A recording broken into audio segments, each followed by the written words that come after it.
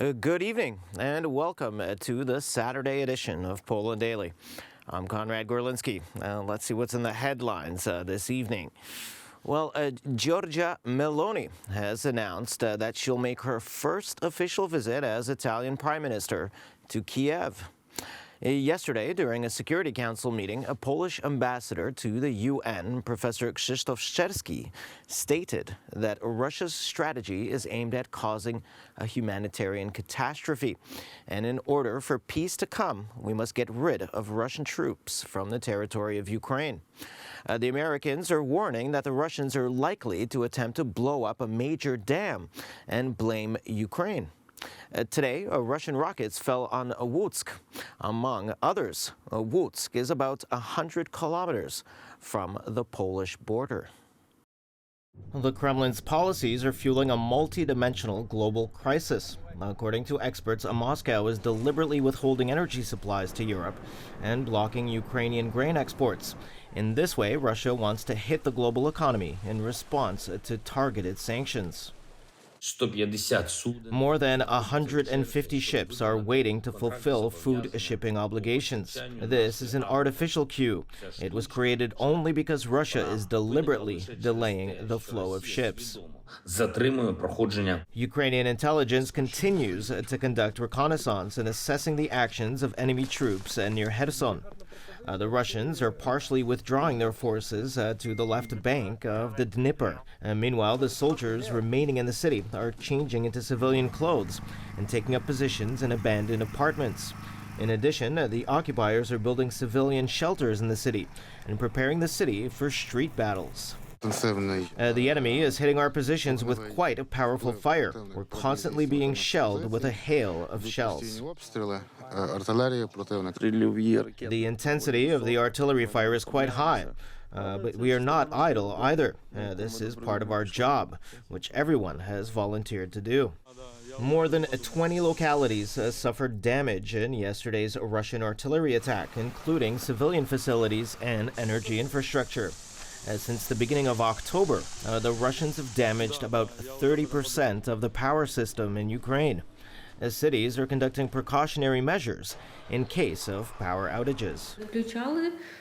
We've already bought candles and other things. My husband planned to buy gas heaters to heat the apartment if there's no electricity. We also have flashlights.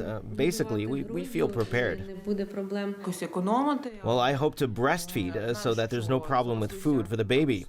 For moms who will have to feed their babies with baby food without electricity, it'll be much more complicated. I myself will do my best to breastfeed for as long as possible. The United States in the current situation does not see the possibility of taking diplomatic action with Russia, as Moscow shows no willingness to engage in talks. Washington compares the scale of the war in Ukraine with the Cuban Missile Crisis of 1962, at which time the world stood at a hair's breadth away from a nuclear war. President Putin continues to push in the opposite direction. The fundamental problem he has is that not only are the Ukrainian people extraordinarily courageous and resilient, they're also very successful in not only repelling the aggression, but taking their land back.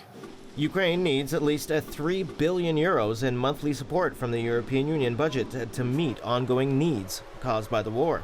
Euro should be financed by the European Union, by our American friends, and by the financial institutions.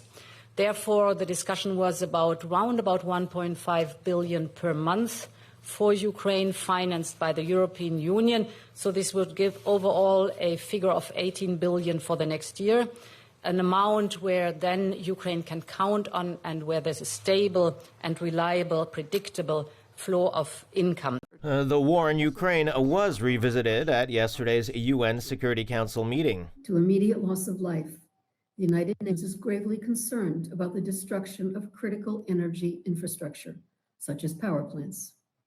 According to the Ukrainian government, 10% of energy facilities have been hit since 10 October. France, Britain, and Germany, in a letter to the UN, called for an impartial investigation into Iranian drones supplied to the Russian army in Ukraine. It is now been solidly documented that the Russian armed forces use Iranian drones in Ukraine, notably to indiscriminately bomb civilian infrastructure. The provision of this equipment by Iran to Russia is a violation of Resolution 2231. Members of the UN Security Council agree that Russia has continuously violated the agreement and is moving away from the norms of the international community in its behavior. And earlier today, Prime Minister Mateusz Morawiecki visited the port of Gdańsk, where coal is arriving all the time from more than a dozen places around the world. The Prime Minister assured that the coal is of high quality, is certified, and is triple checked before being unloaded. W tych miejscach, gdzie dzisiaj widać hałdy węgla, in these areas behind me, where you see the piles of coal, they were empty just a couple months ago. This means that our logistics for importing all this coal, sourced from 17 different countries around the globe. This coal is certified. It's of high quality. This logistics was built in the course of just a few months, from the beginning of the war by Russia on Ukraine. All presidents and premiers of the European Council have all agreed that the cause of this inflation and rising prices of gas and energy is the attack of Ukraine by Russia. And if there are some internal forces, some political forces that are trying to build their political capital by manipulations, by manipulating public opinion, the European Council asks you, do not dance to the music being played by Putin. That's why I would also ask Mr. Tusk, the civic platform, do not take this path. This is water for the mill of Mr. Putin and the Kremlin. Panie Tusk, Platforma Obywatelska. Also earlier today, tens of thousands of protesters in 6 German cities gathered to demand a more just distribution of government funds to deal with rising energy prices and living costs. But at the same time, they also called for a faster transition away from fossil fuels. Protesters marched in Berlin, Düsseldorf, Hanover, Stuttgart, Dresden, and Frankfurt am Main, holding signs bearing slogans on everything from lowering inflation to switching off nuclear power and more energy price subsidies for the poor. Around 24,000 people participated, according to Greenpeace, one of the organizers. Police said about 1,800 protesters gathered in Berlin.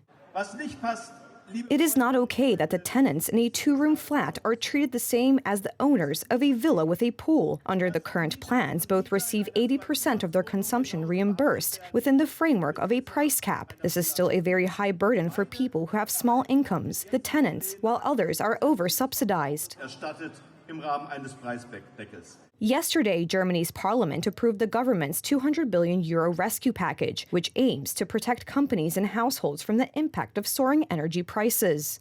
The package includes a one-off payment to cover one monthly gas bill for households and small and medium-sized businesses, and a mechanism to limit prices from March. It will also finance a cap on electricity prices for households and industries from March for spot prices and from December for future prices, with additional funding drawn from electricity companies' profits. German inflation in September hit its highest level in more than a quarter of a century, at 10.9%, driven up by higher energy costs. And finally, it's a new day in Italy today. Giorgia Meloni was sworn in as Italy's first female prime minister today, alongside her cabinet team, giving the country its most right-wing government since perhaps even the last World War.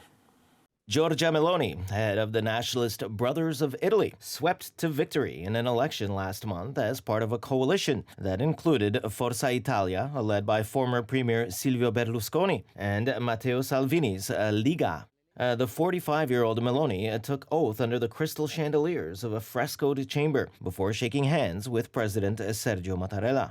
Her government, the 12th this century, replaces a national unity administration led by former European Central Bank chief Mario Draghi. It faces a string of daunting challenges, though, notably a looming recession, rising energy bills, and how to present a unified front over the Ukraine war.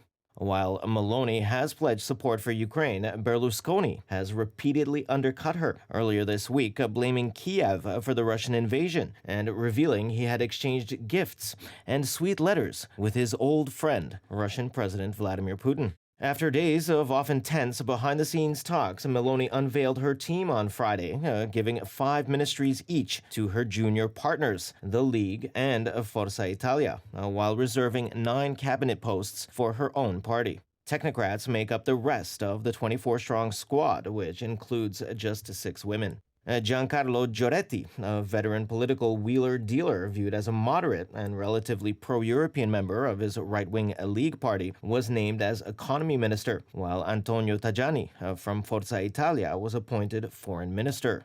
Meloni also named the head of the hard-right League party and former interior minister Matteo Salvini infrastructure minister and deputy prime minister. As usual, thanks very much for joining us this evening. Please stay with us for Poland Daily Weather, Poland Daily Business, and other programs. But from me, it's have a wonderful Saturday night.